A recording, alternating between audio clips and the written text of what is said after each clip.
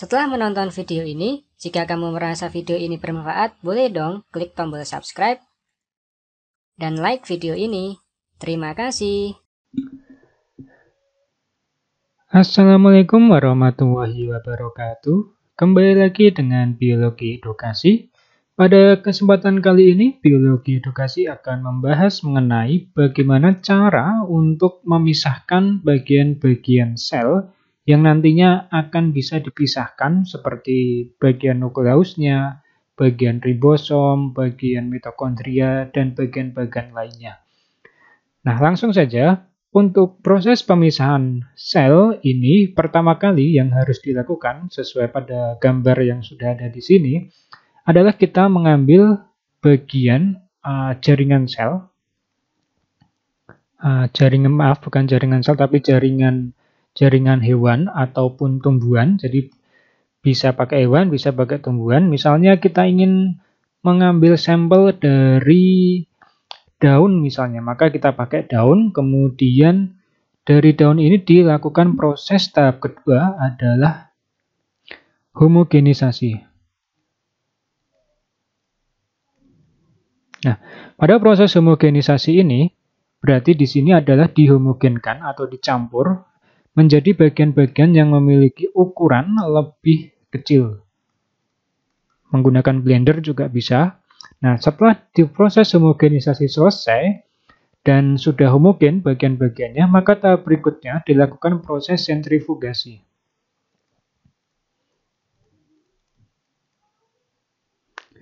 Sentrifugasi itu secara sederhana adalah ada suatu alat di mana nanti bagian yang ingin dipisahkan itu nanti dimasukkan ke dalam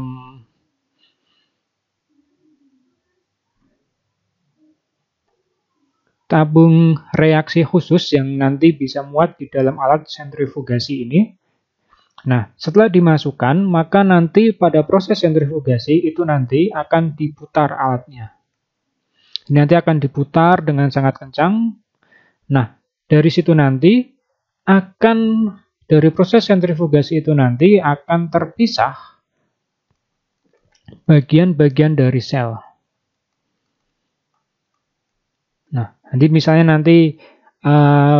mitokondria, nukleus, dan lain sebagainya akan terpisah. Nah, gambarannya adalah ukuran yang paling besar nanti bisa, misalnya nanti di sini ada bagiannya, di sini sudah ada saya beri bagiannya. Nah, di sini setelah dipusingkan atau diputar pada alat sentrifugasi, maka pada tahap pertama, kalau kita pada lihat gambar yang pertama ini, di sini ya, saya taruh di sini, maka di sini ada 1000 G. G ini adalah gravitasi. Jadi 1000 kali dari gravitasi di bumi. Setelah diputar, nah waktunya adalah pada tahap pertama ini adalah 10 menit. Nah, ketika 10 menit, maka nanti akan ketemu yang namanya pellet, di mana pellet ini yang paling bawah adalah nukleus.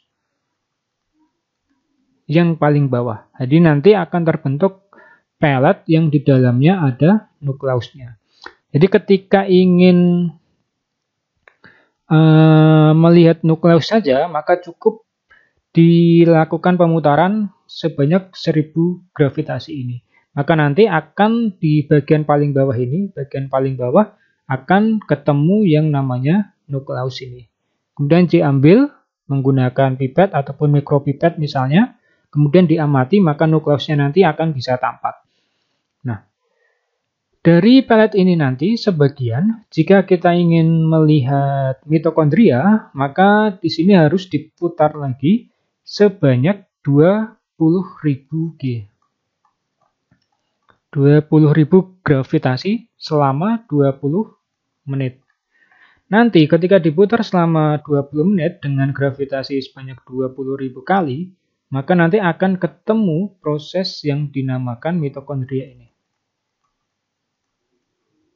Dia akan mengumpul di bawah. Jadi kalau hanya menggunakan 1000 G, maka mitokondria ini masih mengambang di bagian ininya, di sini nih. Dia belum mau turun. Baru setelah 20.000, dia baru mau turun. Kemudian yang ketiga, kalau seandainya ingin melihat membran sel, misalnya ingin melihat membran sel atau membran internal dan lain sebagainya, maka perlu ditingkatkan lagi putarannya. Dari pelet ini diambil segini yang masih tersisa, kemudian diputar di alat sentrifugasi sebanyak 80.000 G selama 60 menit.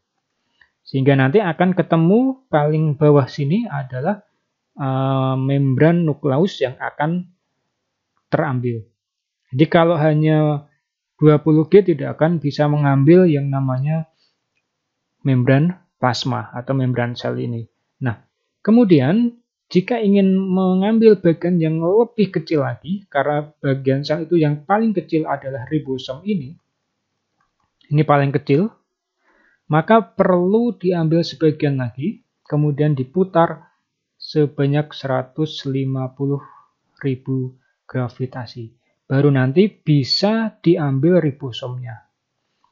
Nah, ribosom ini dia tidak bisa diamati di bawah mikroskop cahaya. Dia harus untuk mengamati ribosom menggunakan SEM, scanning electron microscope, atau juga bisa menggunakan TEM,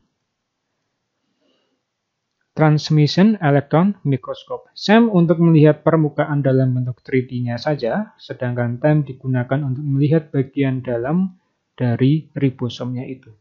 Jadi garis besarnya, ketika ingin melihat sebuah bagian di dalam sel, maka perlu dilakukan proses ini, homogenesis sampai sentrifugasi, sehingga bagian-bagian sel itu bisa dipisahkan satu sama lainnya. Nah, ini berlaku juga misalnya ingin melihat virus, seperti virus corona yang baru-baru terjadi, maka bisa menggunakan teknik sentrifugasi ini untuk bisa mendapatkan murni virusnya, tanpa dia terkontaminasi dengan zat-zat lainnya.